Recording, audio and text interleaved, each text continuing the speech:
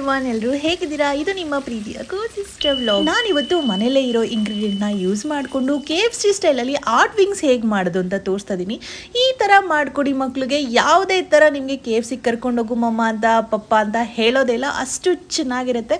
ಹಾಗೆ ತುಂಬ ಹೈಜಿನಿಕ್ ಆಗು ಕೂಡ ಇರುತ್ತೆ. ನಾವೇ ಮಾಡಿರೋದಲ್ವ, ತುಂಬ ಹೆಲ್ದಿ ಕೂಡ ಇರುತ್ತೆ. ಹಾಗೆ ಪ್ರಿಸರ್ವೇಟಿವ್ ಕೂಡ ಇಲ್ಲ, ಫ್ರೆಶ್ ಆಗಿ ತಂದು ಫ್ರೆಶ್ ಆಗಿ ಮಾಡ್ತಿರೋದು. ಈಗ ಹೇಗೆ ಮಾಡೋದು ಅಂತ ನೋಡೋಣ. ನಾನು ಇದಕ್ಕೆ ಒಂದು ½ kg ವಿಂಗ್ಸ್ ತಗೊಂಡಿದ್ದೀನಿ. ಅಪ್ರಾಕ್ಸಿಮೇಟ್ಲಿ ಒಂದು 6 to 7 ವಿಂಗ್ಸ್ ಆದರೂ ಬಂದಿರುತ್ತೆ.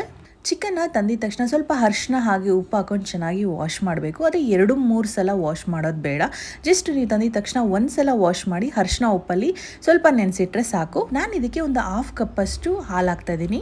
ಕೆಲವರು ಮೊಸರು ಕೂಡ ಹಾಕೋತೀರಾ, ಹಾಗೆ ಮಜ್ಜಿಗೆ ಕೂಡ ಹಾಕೋತೀರಾ. ಬಟ್ ಹಾಲು ಹಾಕಿದ್ರೆ ತುಂಬ ಟೆಂಡರ್ ಆಗಿರುತ್ತೆ. 1 ಟೀ ಸ್ಪೂನ್ ಅಷ್ಟು ಪೆಪ್ಪರ್ ಪೌಡರ್, 1 ಟೀ ಸ್ಪೂನ್ ಅಷ್ಟು ಗರಂ ಮಸಾಲ, ಹಾಗೆ 1 ಟೀ ಸ್ಪೂನ್ ಅಷ್ಟು ಚಿಕನ್ ಮಸಾಲ. ಹಾಗೆ ನಿಮ್ಮ ಖಾರಕ್ಕೆ ತಕ್ಕಷ್ಟು ನೋಡಿಕೊಂಡು 1.5 ಸ್ಪೂನ್ ಅಷ್ಟು ಖಾರದ ಪುಡಿ, 1 ಟೀ ಸ್ಪೂನ್ ಅಷ್ಟು ಸೋಯಾ ಸಾಸ್ ಹಾಕೊಂಡು ಚೆನ್ನಾಗಿ ನೀವು ಮಿಕ್ಸ್ ಮಾಡ್ಕೋಬೇಕಾಗತ್ತೆ. ಈ 1 ಟೀ ಸ್ಪೂನ್ ಅಷ್ಟು ನಾನು ವಿನಿಗರ್ ಕೂಡ ಆ್ಯಡ್ ಮಾಡ್ತಾ ಇದ್ದೀನಿ. ವಿನಿಗರ್ ಬದಲು ನೀವು ಲೆಮನ್ ಕೂಡ ಹಾಕೋಬಹುದು.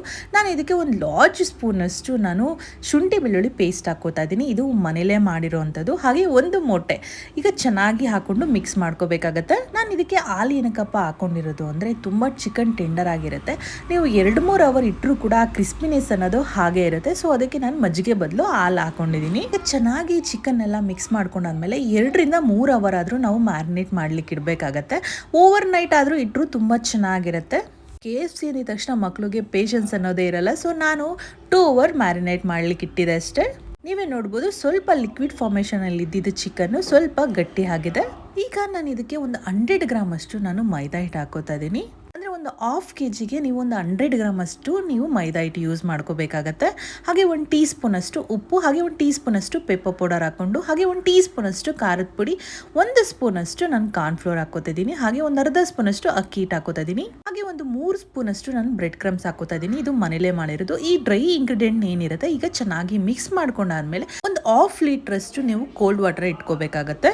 ಅಂದರೆ ಕೋಟಿಂಗ್ ಎಲ್ಲ ನೀಟಾಗಿ ಅದು ಬ್ಲೆಂಡ್ ಆಗುತ್ತೆ. ಈಗ ನೀಟಾಗಿ ನಾವು ಫಸ್ಟು ಇಂಗ್ರೀಡಿಯೆಂಟ್ನ ತೋರಿಸಿದ್ನಲ್ವ, ಅದರಲ್ಲಿ ಫಸ್ಟು ನಾವು ಡಿಪ್ ಮಾಡಬೇಕಾಗುತ್ತೆ. ನೀಟಾಗಿ ಆ ಮಿಕ್ಸ್ಚರ್ ಎಲ್ಲ ಅದಕ್ಕೆ ನೀಟಾಗಿ ಸೂಟ್ ಆಗಬೇಕು. ನೆಕ್ಸ್ಟ್ ಅದಾದಮೇಲೆ ನಾವು ಏನಿರುತ್ತೆ ಕೋಲ್ಡ್ ವಾಟ್ರಲ್ಲಿ ಅದನ್ನು ಇನ್ನೊಂದ್ಸಲ ಡಿಪ್ ಮಾಡಿ ಮತ್ತೆ ನಾವು ಈ ಥರ ಮಿಕ್ಸ್ ಮಾಡ್ಕೋಬೇಕಾಗತ್ತೆ. ನೀಟಾಗಿ ಅದನ್ನು ಮಿಕ್ಸ್ಚರ್ ಎಲ್ಲ ನೀಟಾಗಿ ಅದಕ್ಕೆ ಸೂಟ್ ಆಗಬೇಕು. ಆ ಲೆವೆಲ್ವರೆಗೂ ನೀವು ನೀಟಾಗಿ ಅದನ್ನು ಮಿಕ್ಸ್ ಮಾಡ್ಕೋಬೇಕಾಗತ್ತೆ. ನೋಡಿ, ಈ ಥರ ಮಾಡಿದ್ರೆ ರೆಡಿ ಆಗುತ್ತೆ ಅದು.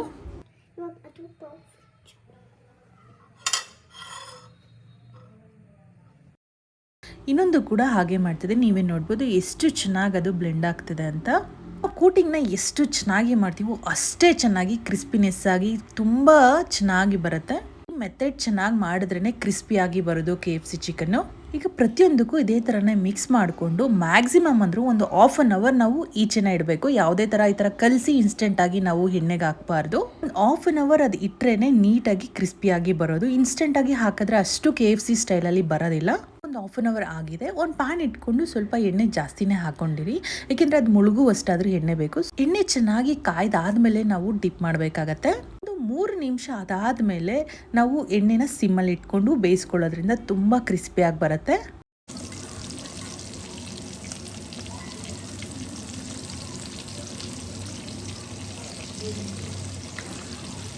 ಈಗ 2 ಸೈಡ್ ಈ ಥರ ನೀಟಾಗಿ ಬೇಯಿಸ್ಕೋಬೇಕಾಗತ್ತೆ.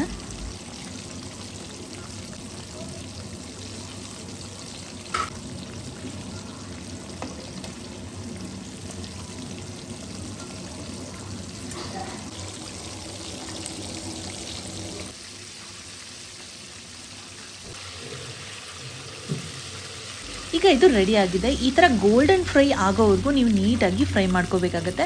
ಯಾವುದೇ ಥರ ಹೈ ಫ್ಲೇಮಲ್ಲಿ ಇಟ್ಕೊಂಡು ನೀವು ಎಣ್ಣೆನ ಈ ಥರ ಫ್ರೈ ಮಾಡಿಕೊಂಡ್ರೆ ಮೇಲ್ಗಡೆ ಅದು ಕ್ರಿಸ್ಪಿಯಾಗಿರುತ್ತೆ, ಬಟ್ ಒಳಗಡೆ ಒಂಚೂರು ಬೆಂದೇ ಇರಲ್ಲ. ಈ ಥರ ನೀವು ಮೀಡಿಯಂ ಫ್ಲೇಮಲ್ಲಿ ಎಣ್ಣೆ ಇಟ್ಕೊಂಡು ಈ ಥರ ಫ್ರೈ ಮಾಡ್ಕೊಳ್ಳೋದ್ರಿಂದ ಸಖತ್ ಕ್ರಿಸ್ಪಿಯಾಗಿ ಬರುತ್ತೆ. ಹಾಗೆ ಕುಕ್ ಆಗಿರುತ್ತೆ. ಹಾಗೆ ಉಳಿದಿರೋದು ಕೂಡ ನೀಟಾಗಿ ಫ್ರೈ ಮಾಡ್ಕೊಳ್ಳೋಣ.